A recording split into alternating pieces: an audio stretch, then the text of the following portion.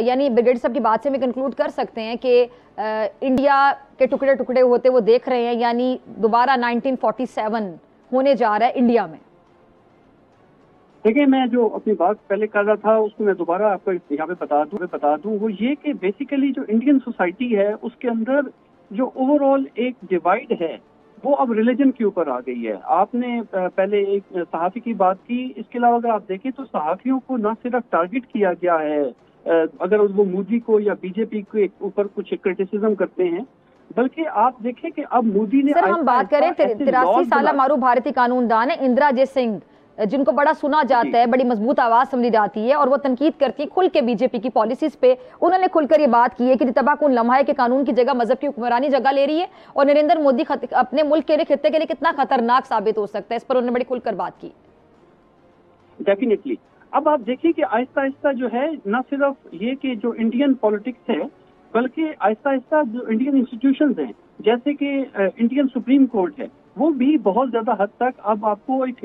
ہندوتوا کے اندر آپ کو نظر آئے گی، جہاں پہ ہندوتوا بہت زیادہ اوور آل انفلوئنس ہو چکا ہے۔ جو وہاں کے چیف جسٹس ہیں مشرا، وہ آپ کو وہاں پہ وہ سیفرنائز روبز کے اندر مختلف ٹیمپلز میں وہ وزٹ کرتے ہوئے ملیں گے۔ اسی طرح آپ دیکھیں تو جو لائرز ہیں وہ بھی ایک الگ سے پہچان اپنی بنا رہے ہیں اوور آل ہندوتوا نظریات کو لے کے۔ مجھے جو ایک بہت بڑا جو ایک کنسرن ہے میرے لیے وہ یہ کہ اگر اسی طرح کی جو سوسائٹی میں اگر ہندوتوا اسی طرح سے پروان چڑھتا رہا تو یہ چیز جب انڈین فورسز میں آئے گی اور وہاں سے اگر کوئی جو مڈل رینک کا آفیسر گریجولی پروموٹ ہوتا ہوا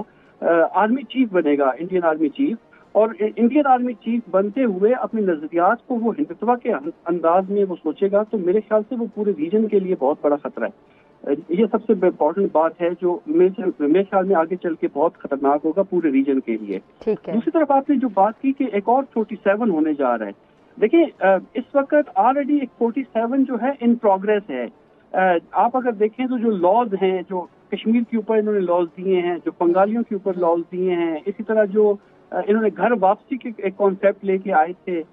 پھر گو رکشا، گو ماتا اور اس طرح کا جو کانسیپٹ ہے، نہ چرچز وہاں پہ اس طرح سے پروٹیکشن میں ہیں، نہ کوئی مساجد آپ کو پروٹیکٹ ملیں گی۔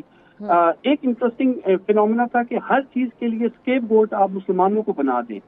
کرونا ہوا تو اس کو کہا گیا کہ کرونا جہاد، اسی طرح اگر کوئی اور اس طرح کا معاملہ ہوتا ہے جیسے بریگیڈیئر صاحب نے ذکر کیا لو جہاد، اس طرح کی تو ہر چیز کے لیے وہ بیسیکلی ود ان جو کنٹری ہے اس کے مسلمانوں کو اور ریجن میں وہ مسلمانوں کے علاوہ پاکستان کو جو ہے وہ ٹارگٹ کر رہے ہوتے ہیں اپنی پالیٹکس کے اندر۔ سبسکرائب کریں اور بیل دبائیں تاکہ کوئی خبر رہ نہ جائے۔